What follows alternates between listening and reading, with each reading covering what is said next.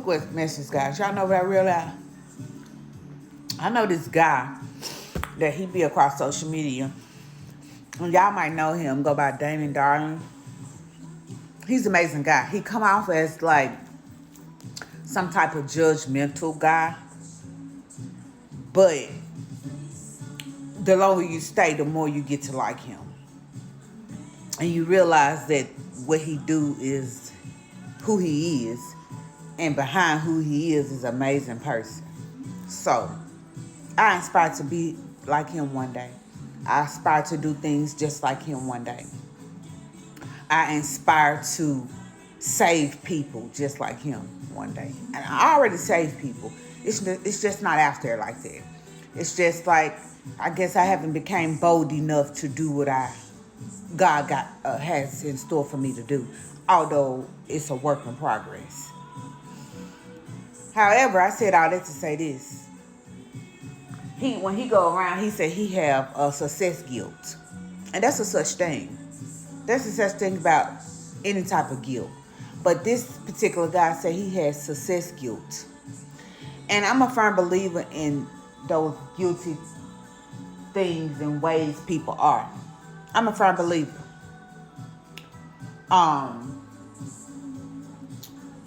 However, I notice some things about some people that don't have to struggle. Some things about people that don't have to, get it out the mud.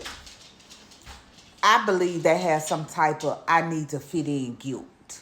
Like I need to be like somebody else. I need to do what other people do. I need to show up for other people. I need to she just came to the house. I need to what I finna say? She just threw me out. Cause she normally give me a kiss when she walk in, but I guess she on camera. That's right. You know it. So you just pop in, you don't love nobody no more. You still staring at them? Yeah, I'm staring at you because I knew you was coming up. What that is? What that is? Kiss girl. So I can finish my video. I done cleaned out the pantry. I'm cleaning. Don't come here with all them questions. Like I was doing good. I'm on video.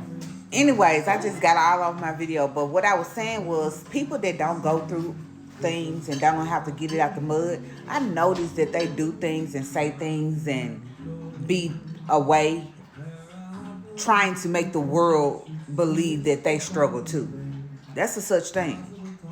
Because I see people that ain't never had to struggle, ain't never went through a struggle, ain't never had to wonder where food was coming from, lights, things that they needed or wanted. They ain't never had to worry about that. But then they'll get on social media and make it seem like they whole life falling apart and they struggling with life and things and, even though things don't make your life better, you can still be struggling with life and things. There's plenty of millionaires that have committed suicide and they had everything they need. So having things don't mean that you're okay. However, for the most part, when you have what you need, life seems to be a little bit better than it would if you didn't have anything. So the people that was blessed with things, I noticed that they do things like that. Like I had a best friend, ex-best friend, while in my younger days, in my 20s. She was well off. Her parents, made a way for her. She was the only child.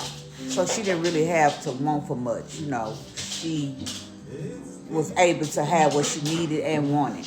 And every time me and her hung out, I was raised up in the middle of the hood. So every time me and her got together, she took me to South Memphis and hang out, and we was over there in that area hanging out, and she was liking the guys over there on that end. Me, I was like, let's go to your part of the town. I don't want to see this shit. This shit is not cool to me. And she liked that side of town versus me liking the other side of town. And I do understand that you want what you ain't had. You want what you can't have. or what you ain't used to. But that's not okay for the parents in the background looking in when they got children that's out here portraying to the world like they going through it, they broken, they family not sticking together, they ain't got no family, they don't post their family, they don't show their family, they don't love their family. It seems like they don't love their family and so forth. And people in the background like, dang, they ain't got nobody. They just be going through it. And the whole time they living the best life possible behind the scenes. So there's a thing as privilege, guilt as well. Because they try to pretend to people like they ain't got it so they can fit in a group of people. Not knowing that they was made to stand out. Stand out. Embrace your, greatness. Embrace your blessings. Embrace having two parents in one home.